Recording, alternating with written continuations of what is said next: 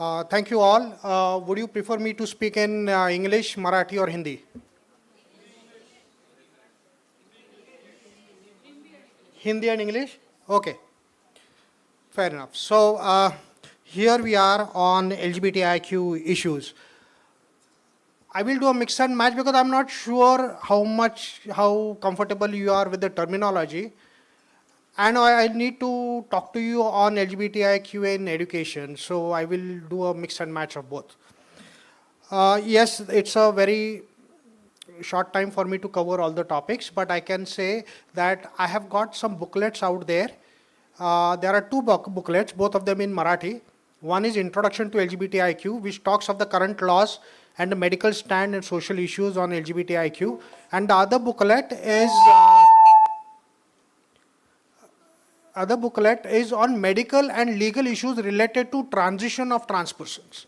So these are each 10 rupees each, and I have limited copies, so those who are interested can take them later on.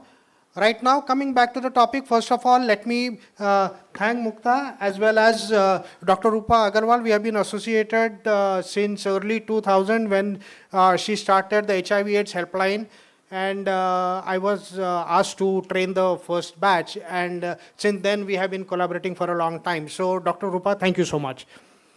When we look at LGBTIQA in education, let me tell you some of my experiences. We are getting increasing instances where students in schools and colleges are coming out to school counselors or college counselors. And frankly, they do not know much about the issue. Even today, most BA, MA psychology or even MSW students are not taught anything on the subject. And I have faced massive resistance from various colleges on this front. And the need is very apparent right from the very basics, because since the session got delayed, I was just roaming around the auditorium premises. And I realized that if I was a trans student, there is no trans toilet there at all. There is no trans washroom. There is no gender neutral washroom. Now imagine if I were a trans woman who has not transitioned, and I wanted to use a restroom. Let's say I am a student in this college. Which washroom would you want me to go to? It's a very basic need that none of us even think about. But for them, it is crucial. That's the first thing they do. हमारे लिए washroom कहाँ है? Just 2 weeks ago, I had gone to SG Analytics, it's an IT company at Eon Kharadi. And I had taken a trans man and trans woman because I had to interview them so that the employees became comfortable with understanding their issues. If they were to hire a trans person, they would need to understand how to work with them. And since I have already had 2 sessions with the company, the first thing they did after I came in was, look, Bindu, what we have done. And they had converted 2 washrooms into gender neutral washrooms. And that was a very proud moment for them to say that we are not just having this session, but we are actually working, taking one step at a time to ensure that all our employees, irrespective of their gender or sexuality, feel at home. The other problem we had is, of course, labeling, tags in application forms, male, female, and T, trans. Now, there are differences of nomenclature, and there are still issues around it. Not everybody in LGBT is happy with the tags given, and there are more who demand more variations, which I doubt will happen anytime soon. But it's a good beginning. But other than adding that, because there's a UGC circular, what have the colleges actually done to make their students feel at home? Or for that matter, school students.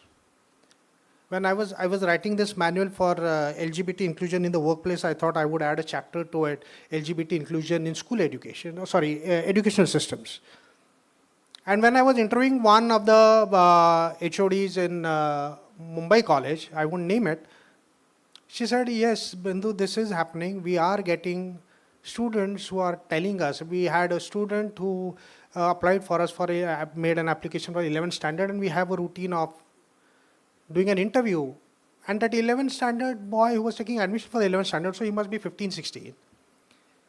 Ma'am, I hope your school is LGBT inclusive because I am gay. And she said, I'm familiar with the issue, but it did come as a surprise. Because this was the first time a 15, 16-year-old boy is sitting in front of me and telling me, this is my orientation, and I hope your school is comfortable with that. Because it's not just about you selecting me, it's also about me selecting you. Till now, it was your chance to decide whether I should be in or out. Now it is my choice to decide whether I want to be in or out. But not all of such experiences the school was, of course, accepting, so it went well. But not all schools are. They are not prepared. Half of them don't want to be prepared. Other half who wants to are not. They perhaps do not feel the need to take any steps towards it till a case comes up. It's a crisis. And then they run around, Bindu, kya karu, kya karu, kya karu. And that's something we want to avoid. That is something we want to avoid, and which is why over the past 3 months we started a course for brief LGBT education for school counselors, and I'm happy to say that in this workshop we have covered about 48 school counselors in Pune.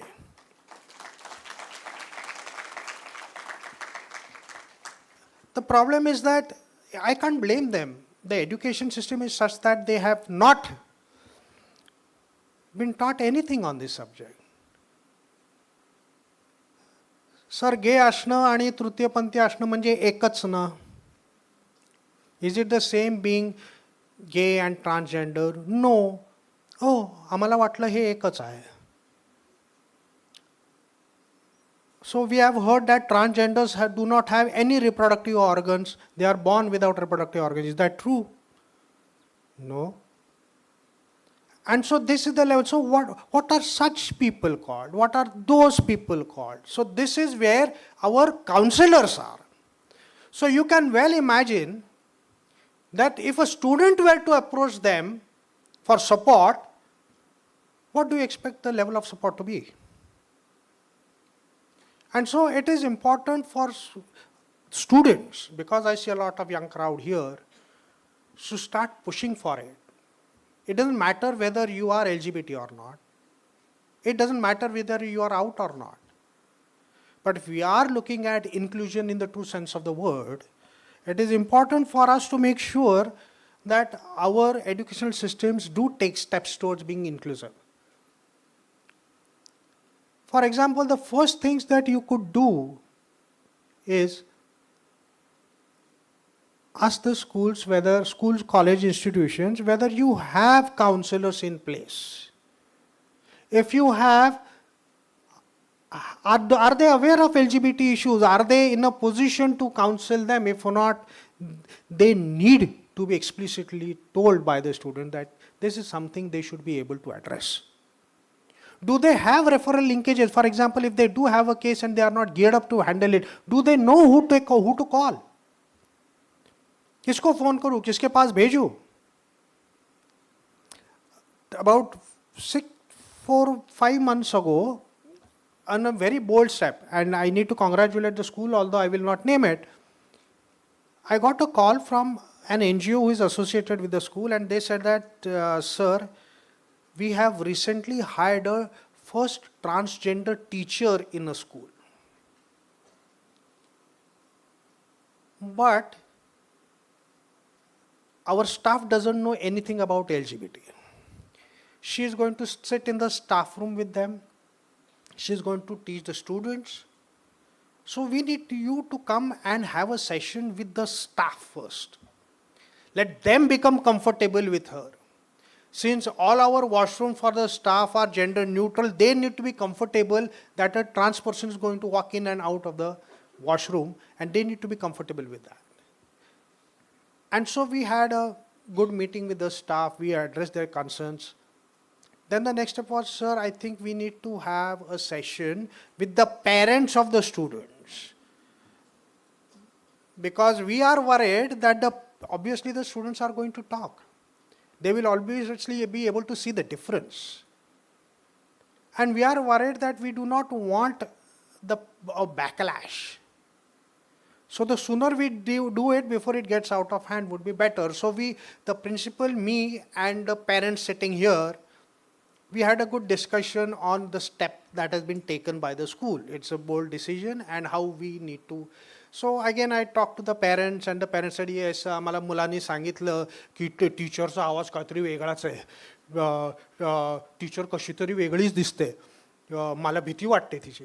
There were a couple of them. I think she was teaching 3rd, 4th standard students.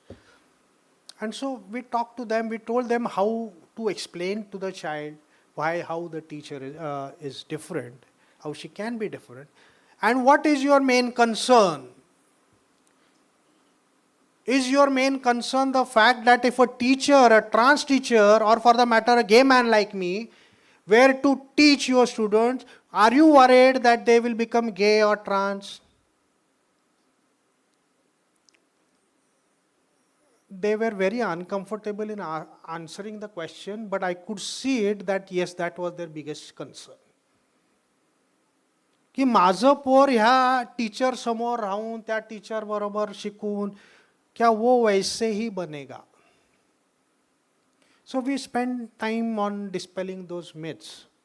And I left them with an ultimatum. A choice rather, not an ultimatum. You know, you have seen all those kinners on the road at signals begging. Here in Pune, for the first time, you have a kinner who has gone against that society, against all your stereotypical expectations from that community, and she has reached a point where she is qualified to be a teacher. Now it is up to you to take a call whether you want to be part of that history that she is making, or would you prefer to see her tomorrow at the signal? It is as simple as that. Would you prefer her to ask for alms or get into prostitution, or accept her as a teacher as equal to others?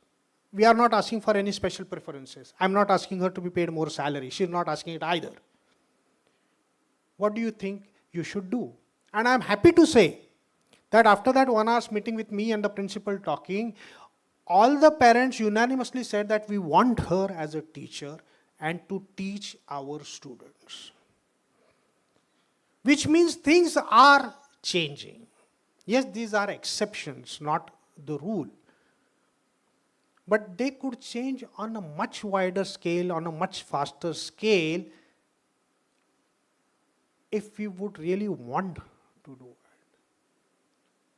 Having a trans student, having a gay male student, or a lesbian, or a bisexual, or someone who says, I'm non-binary, what is the kind of environment your school or school educational institution has plays a great deal of importance in their mental health. It makes a difference between giving up their education and flourishing at it. And so some of the things we could do is, A, as I said, are our counselors LGBTIQ inclusive, aware? 2, every college has an anti-ragging mechanism in place. In companies you have ICs, Internal Complaints Committee, ICCs. Is your committee aware of LGBT? If a gay man, let's say who is feminine, comes and gives a complaint that the boys are ragging me, are they capable of understanding how to deal with this issue? Because I know numerous feminine gay men, not all of them are feminine, but for those who are, obviously become a target, because people don't really care whether they are gay or trans or straight, that they are feminine and not fit into the typical masculine stereotype, they are not the animal, is enough to get them targeted.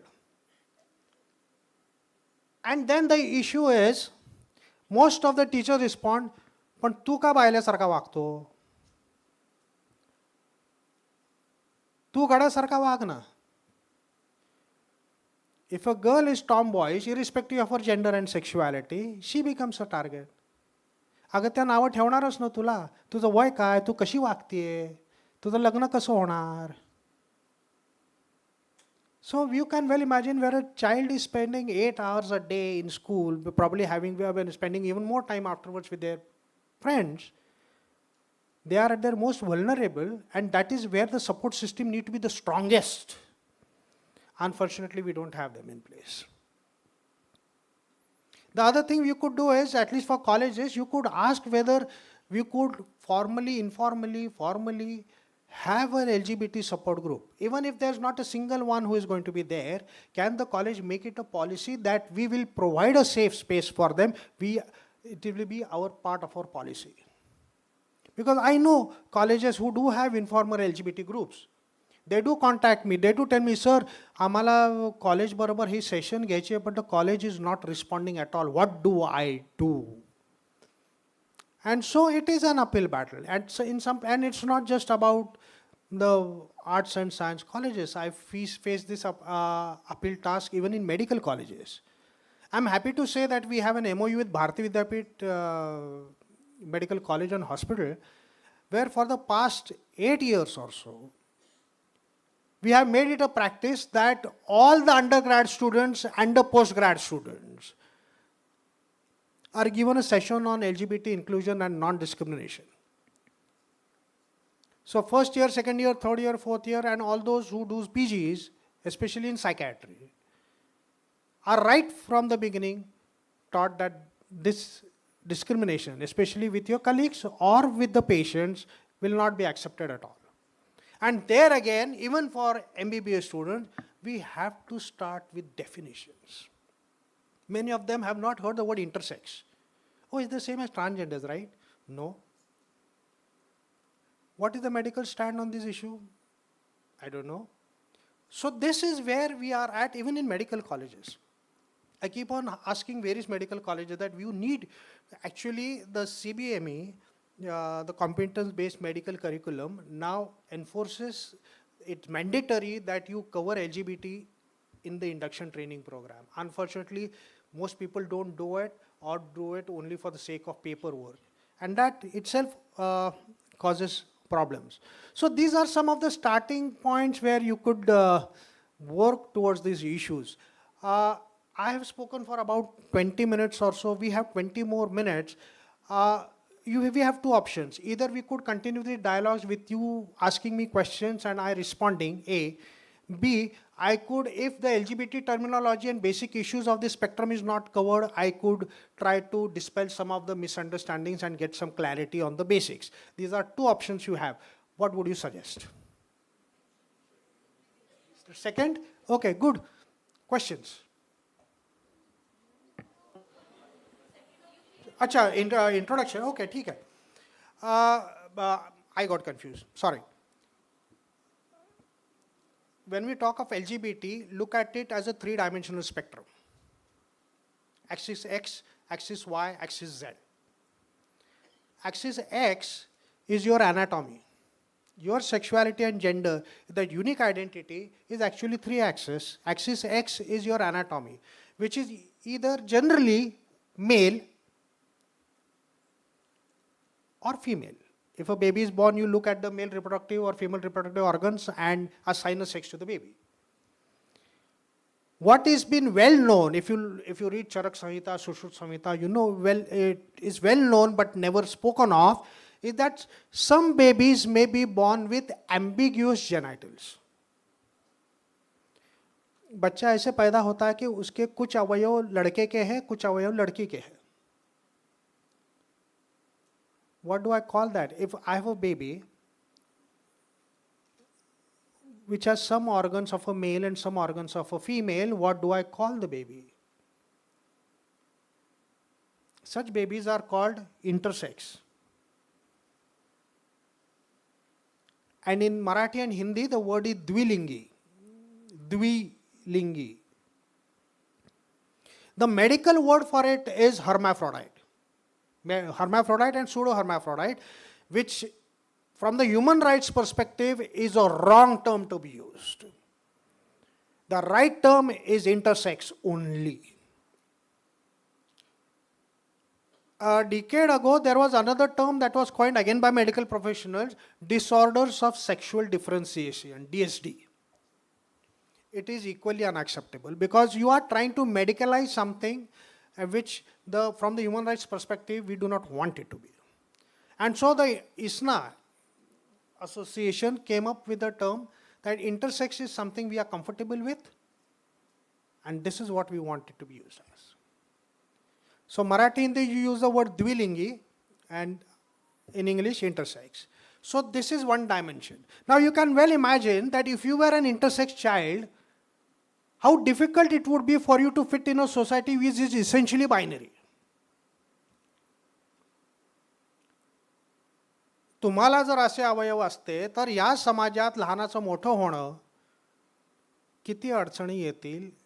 You can well, I know intersex people, and every one of them has thought of suicide many times. Some of them have attempted it many times because they could not fit into that binary.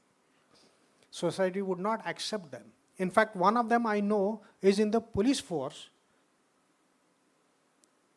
and she used to be worried. I'm not in touch with her as much as I used to be, but she used to be worried. Sir, if it is known that this is who I am, will I lose my job? Will I be discriminated against? I know intersex people who get depressed because will I have a family like others? Will I get a partner? Is there anyone who is like me who could, support me?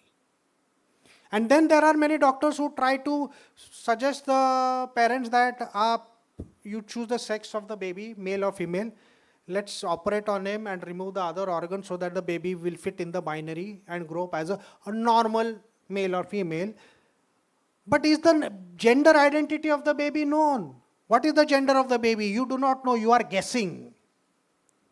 तुम्ही अंदाज करताय मला मुलगा पाहिजे. बस. So there is a chance that you are wrong.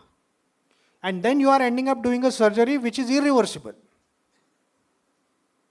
That's part one. I'm sorry, I have to look at the time all the time.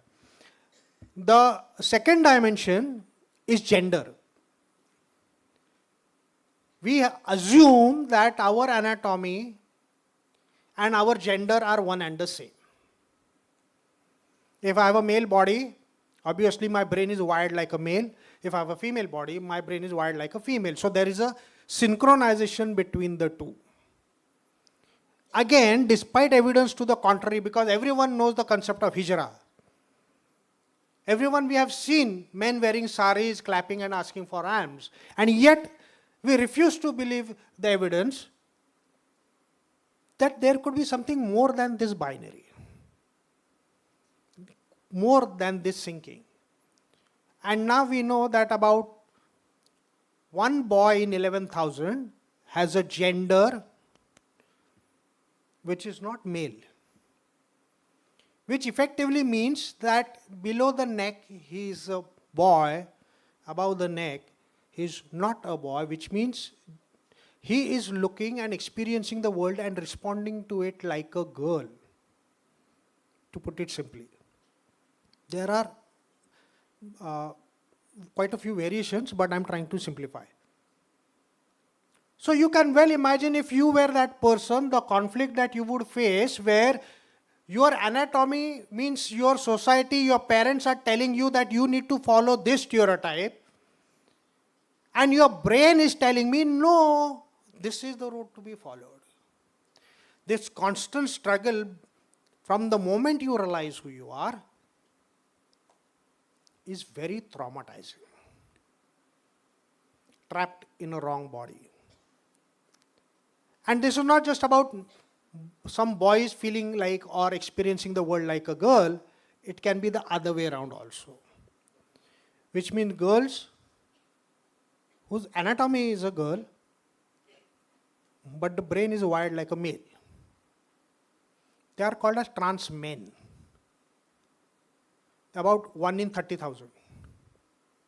These are approximate numbers.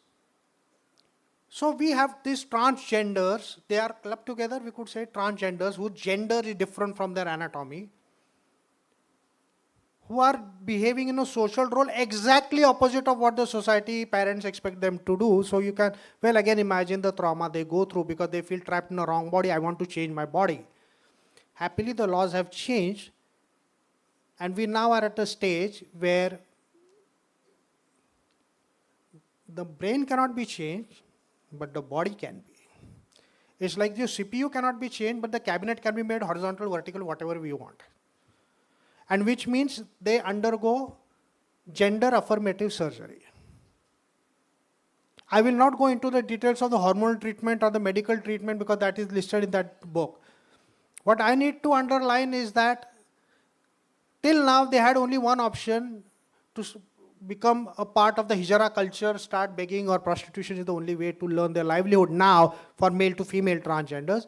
Now with more and more companies coming up with job opportunities for them, skills training, we are making efforts to integrate them in society, and it's working so far. PCMC has about a year ago, more than a year ago, hired about 30 trans persons. PMC has hired recently about 10 trans persons who do the job of either security or green marshals or recovery units, and that's good. They are on contract basis, they are not on permanent basis, but it's a step in the right direction. Because हमेशा मुझे पूछा था government उनके लिए कुछ क्यों नहीं करते? Because we want everyone else to do that for us. But for a change, yes, we are seeing this change. The law, the Transgender Person Protection of Rights Act, छक्का बोलना, हिजड़ा गाली देना, are now offenses. Throwing them out of the house because they are trans is an offense. Forcing them into bonded labor is an offense. And the most important thing is that now they have the fundamental right, including intersex persons also, that they can now decide whether their gender wants to be male or female or transgender. That is a fundamental right. So even if the parents assign them as male at birth or female at birth, they have the right to get a certificate from the collector, ID and certificate from the collector, and change their gender to either transgender or male or female in a transition, to do a legal transition and update the Aadhaar card accordingly. All those details are given in that booklet, so I'm not going to get into that. And the third one, before I take any questions. Third, this first dimension was an anatomy, second dimension was a gender. Gender, there are more complexity than this simple trans. There could be some who are pan-gendered, multiple gender. I feel somewhat like a male and somewhat like a female. Or someone who could rarely be agendered, who has no, and I do not feel like a male. I know a friend who does not feel either like male or a female. She calls herself agendered. So there are more complications, but I'm trying to simplify to get you to understand at least the basic spectrum. And finally, the third dimension is your sexual attraction. Whom are you sexually attracted to? Yes, it could be a passing phase, whatever in the adolescence age, but long term, consistent, who are you sexually attracted? Whom would you like to have a family with? For most of us, it's only the opposites. For bisexuals, you could be attracted to both. And 3% of men are only attracted to men, so they would want to marry men. Lesbians would want to marry women, 1%. Right now, none of these, being trans or pan or agendered or bisexuals or someone rarely asexuals also who do not feel attracted to anyone at all. None of this is a medical illness, whatever your old edition medical textbooks might say. 2, conversion therapy of any kind to change anybody's sexual orientation or gender identity is now professional misconduct. So that is a clear no-no, although I know many Buddha psychiatrists who refuse to agree to that. Nahi nahi Bindu, he barobar nahi. So they can do it as much as they want, but the fact is that things have changed. They are getting outdated very fast. When I started work, it was like they would froth at the mouth whenever I spoke on the subject, but now things have changed. You must have heard Dr. Arvind Panchanadikar before. He was I had approached him that when we were fighting the case of 377 in the Supreme Court, I had asked him to give us an affidavit stating that we want 377 to be downread. He was one of the 6 psychiatrists from Pune who had given that affidavit. And I must say, it is the highest number of affidavits from any single city in India of the total. And he was one of them. I'm so proud to be associated with him. As far as the legal stand is concerned, 2 people, irrespective of their sex, gender, sexuality, as long as they are adult and consenting, can be in a live-in relationship. Yes, it is not a crime.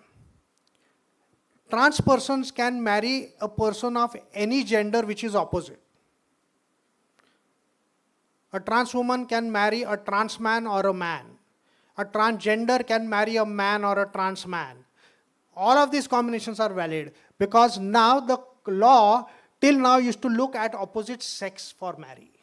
But now the focus is changing to gender. So it is basically 2 opposite genders can marry, which means a biological woman and a woman born as a woman but whose gender is male can now marry.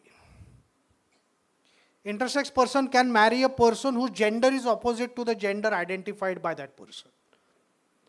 But gay men can be in a same-sex relationship, live-in relationship, but they cannot marry.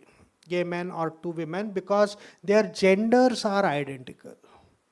So I think this is clear instance of discrimination, but it's going to take a while before we get that sorted out either through the courts or through legislature.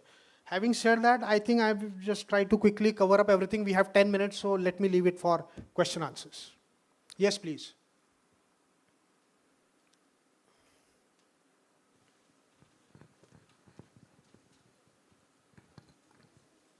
Hello yes sir आपसे मुझे 3 सवाल है पहला सवाल sir gender neutral bathroom और unisex bathroom एक ही होता है या इसमें कोई अंतर है पहला सवाल दूसरा सवाल जेंडर न्यूट्रल और सेक्सुअल असॉल्ट केसेस काफ़ी न्यूज़पेपर में हाईलाइट हुए अक्रॉस द वर्ल्ड उस पर आपका क्या मत है सॉरी सेकंड सवाल मुझे समझ में नहीं आया सेकंड सवाल ये था सर कि जेंडर न्यूट्रल बाथरूम और sexual assault cases on women इस तरह की काफ़ी सारी न्यूज़ थी all over the world newspapers पे तो उस पर आपका क्या मत है तीसरा सवाल hold on, let me answer the first 2.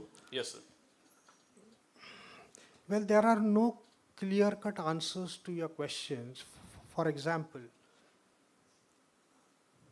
some people use unisex. The problem is that we use gender and sex interchangeably. If you realize these 3 dimensions, they are like a Rubik cube. Any combination is valid, only statistically some of them are a minority. But anything is possible, everything is natural. But the problem is that people generally use the term gender and sex. For example, your application form, some of them may say sex, male, female, transgender. Some of them may say gender, male, female, transgender. So some of them may use unisex and some of them will use unigender.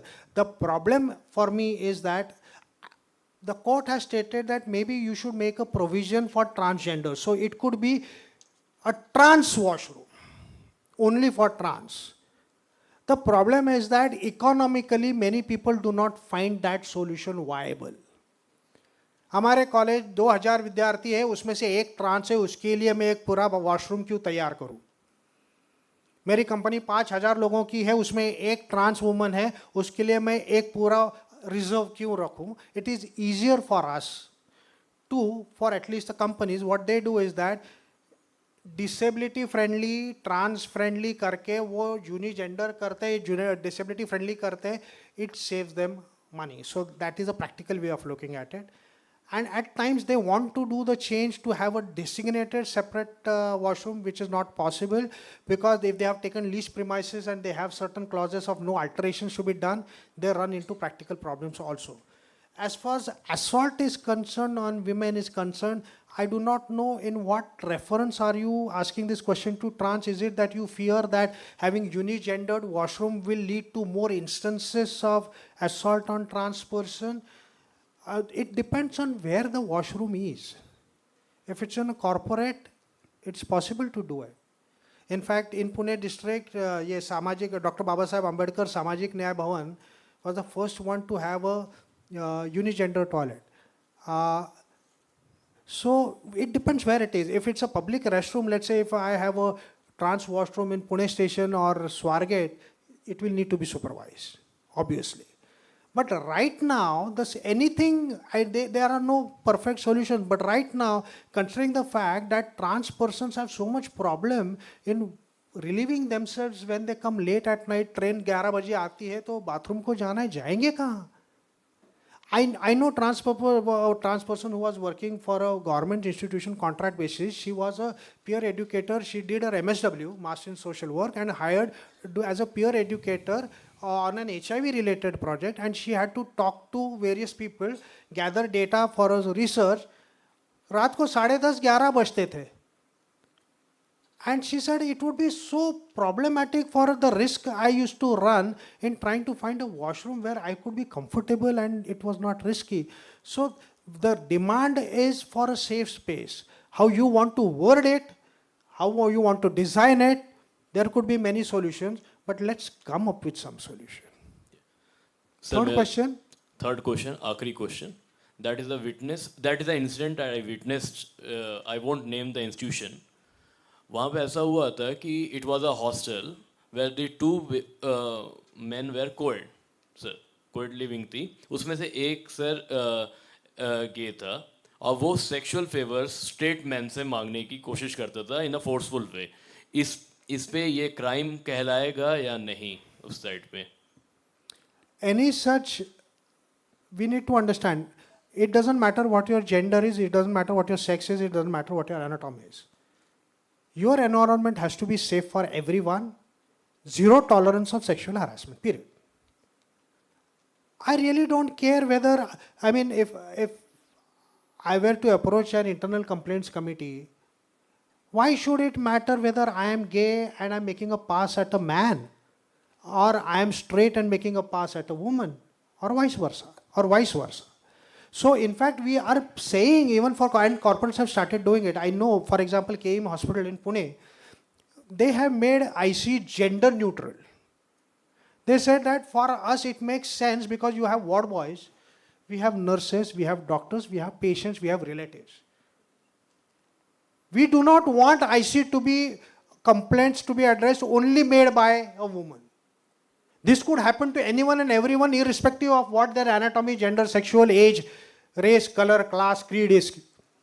We need to have a safe environment, which means zero tolerance of sexual harassment in the workplace. And that is what I do believe in, that it does not matter. And if it means you first go to IC, if IC does not take action, then you are free to go to the police. Full stop. Just because I am gay and a gay activist for the past 22 years, does not mean that I will tolerate any offenses done by my community. Just as I will not tolerate any offenses done against my community. Make no mistake, I will be equally impartial. Thank you. Next question. Do we have time for another question?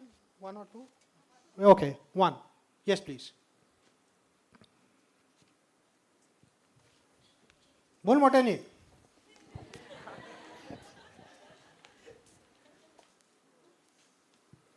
Good afternoon, sir. So my question is, it is said to spread that awareness in the community, but I'm sorry, it is the duty of Supreme Court and the legislature to spread the awareness throughout the country. But even after the Section 377 was struck down, and the government was told to spread awareness through advertisements and so on, but it is clearly seen that no such amendments or efforts have been made. So what are your views, like why government is resisting completely? Okay, thank you. I mostly agree with you, but not completely agree with you. And I will give you an example because mostly I agree with you.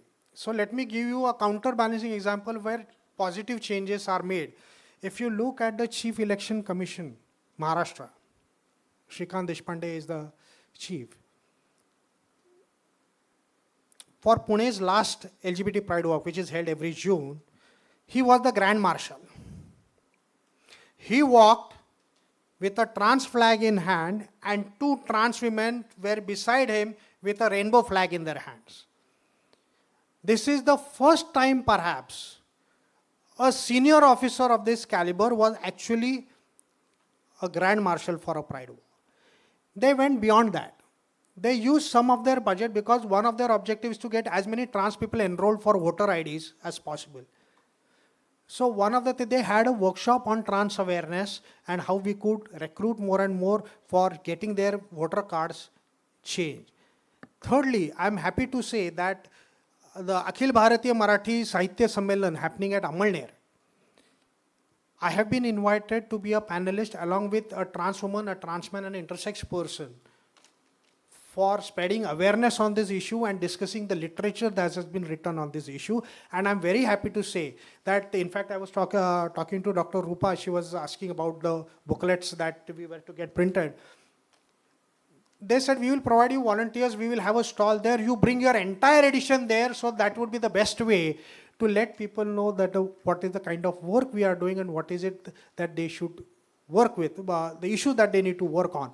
So yes, we are seeing those changes. It is not in all the departments. I'm seeing change in the Samajik Nyaya Vibhag, Dr. Babasaheb Ambedkar Samajik Nyaya Vibhag, because till in the last 2 years, we have given 150 collector ID and certificates to transgenders in Pune, transgenders, trans men and trans women, and they have been extremely cooperative. In fact, I was the first one in Maharashtra to have got 7 such certificates, and they were distributed at the hands of the collector, Dr. Deshmukh. Rajesh Deshmukh was the collector of Pune. And lastly, let me give an example of former ACP, Assistant Commissioner of Police, Bhanu Pratap Barge sir. In 2013, that is 10 years ago, in our annual LGBT Pride Walk, he was in charge of the Faraskana police station. He came to the Pride March with a bunch of roses in uniform with his associates, and they distributed roses at Belbagh Chowk stating that we are with you. हमारे पास जो stereotype है कि police तुम्हारे खिलाफ है, police ऐसे है, not all of us are like that. There are some we fully support your rights. Not only that, at that time the police commissioner was Dr. Miran Chhada Borvankar. Every 3 months we would have meetings and she would openly ask, Bindu, so how are things in Pune about the LGBT community? Is everything okay? You can well imagine a commissioner of police being so open about saying and asking, Sagar theek challay na? So these are exceptions, not the rule. But we have to work with the exceptions. What you say, I absolutely agree. We need far more than what is being done now. But it's not all that bad. Things are changing, and I hope with you on my side, we can do it much faster. So I think on this note, we should stop. Yeah, thank you so much. For those who want my number, let me just quickly give my number, 97 636 40 480 97 636 40 480. Please first contact me on WhatsApp. All my books, I have written about 15 books in Marathi and English. They are available for free download from my website, bindumadhav.com. They may not download on your mobile because of space issues, but they will definitely download on your computer, bindumadhav.com. All my Marathi and English books are available for there. The only thing I'm sorry to say, please do not approach me for any research survey projects. Sir, because I have really bad experiences from project PhD MPhil student. ये 50 form ले लो, वो 50 किन्नर से भर के लाओ, मैं PhD कर रहा हूँ.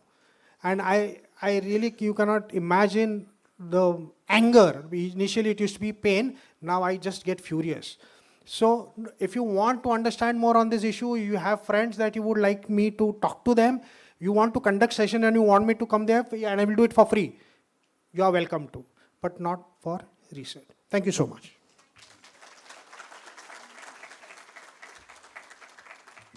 Thank you so much, sir. I would like to request Abhilash and Dheeraj to felicitate Bindumadhav, sir.